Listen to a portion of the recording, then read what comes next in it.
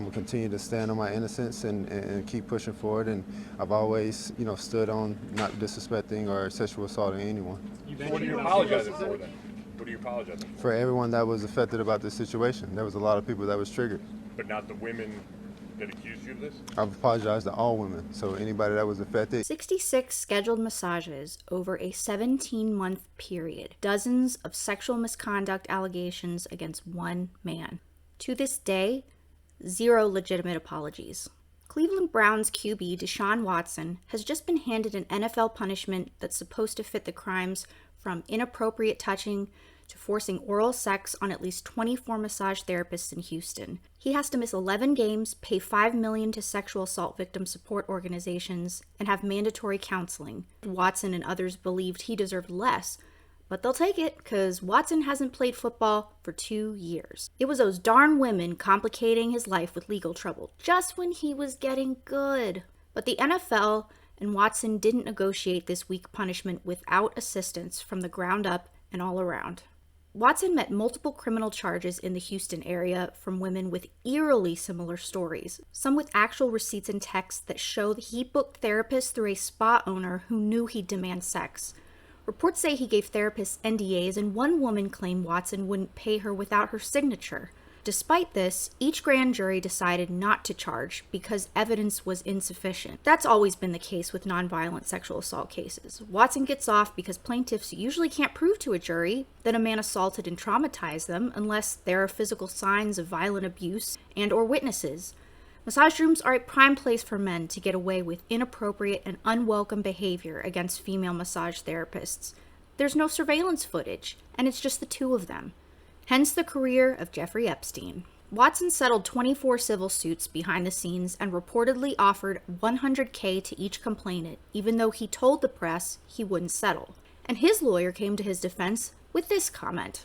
I don't know how many men are out there now that have had a massage that perhaps occasionally there was a happy ending. Unless you are paying somebody extra or so to give you some type of sexual activity, it's not a crime. Doing something or saying something or being a way that makes you uncomfortable is not a crime. Once Watson's potential criminal cases weren't being charged, the Atlanta Falcons, Carolina Panthers, New Orleans Saints, and Cleveland Browns jumped at the opportunity to take Watson away from Houston. Cleveland had been struggling for years in this QB position, and since they wanted a Super Bowl win, owner Jimmy Haslam offered Watson a fully guaranteed $230 million salary over 5 years and traded multiple future draft picks. You think Watson said yes? It's not really surprising, after looking into the Browns' recent history, that they shelled out for an abusive figure like Watson. Ownership, team management, and players have checkered backgrounds, to say it nicely. In 2015, offensive lineman coach Andy Moeller reportedly tried to strangle and beat me up, according to his fiancée, who called 911 on him. She said he'd been violent before, but the prosecutor filed 0 charges.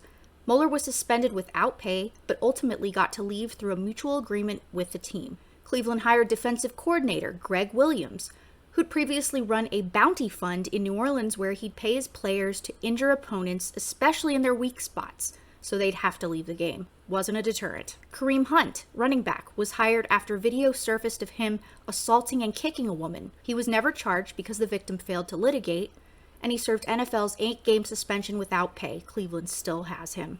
Browns owner Jimmy Haslam dodged criminal charges for a rebate fraud scam he was involved with as CEO of Pilot Flying J. So with that culture of tolerating abusive behavior in many forms under Haslam, everyone is getting really comfortable with Watson around. The general manager says, "We felt good about what we learned about the cases where we felt comfortable bringing him into the building. If we didn't, we wouldn't have made the trade." Haslam and his wife Dee said, "I'll just state what we said, Jake, that we got comfortable with the process and obviously the legal process that was involved with Deshaun."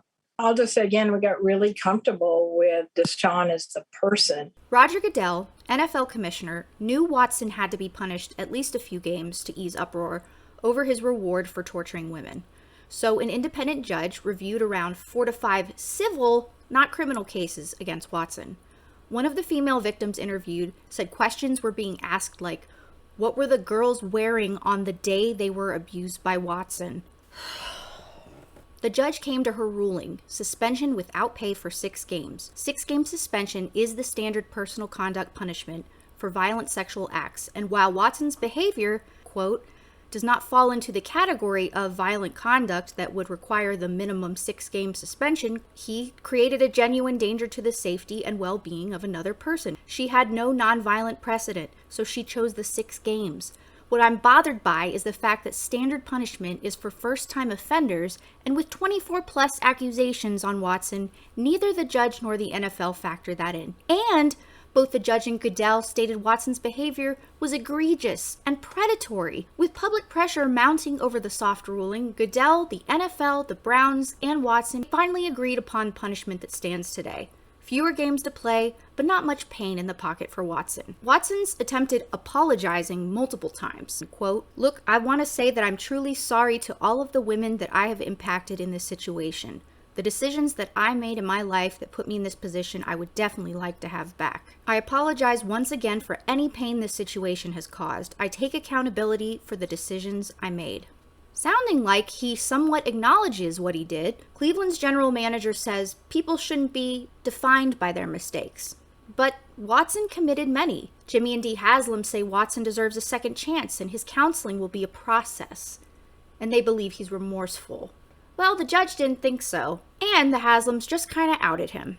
Do you think Deshaun Watson regrets his actions? I'm going to continue to stand on my innocence and keep pushing forward, and I've always, stood on not disrespecting or sexual assaulting anyone.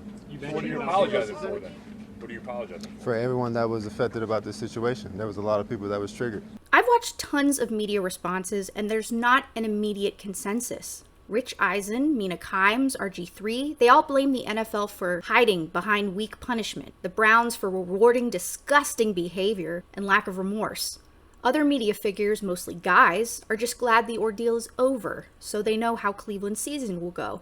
The NFL has an intense dislike of marijuana use, which has destroyed the careers of Martavis Bryant and Ricky Williams. But they overlook sexual misconduct for talent, like in Watson's and Ray Rice's case.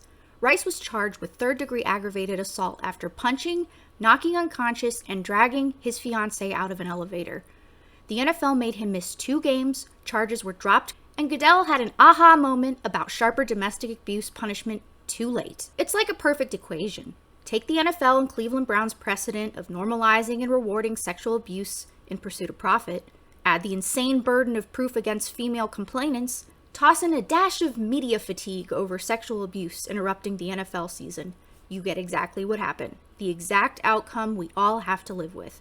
The one that slaps a sexual predator on the wrist like he's a little boy instead of treating him like the man he's supposed to be. The one that leaves 24-plus Houston women traumatized with little to no options for restitution. Sexism is systemic in sports. We can't stop the fight against it, and it begins with Deshaun Watson's first game this season in Houston. I hope he's made uncomfortable.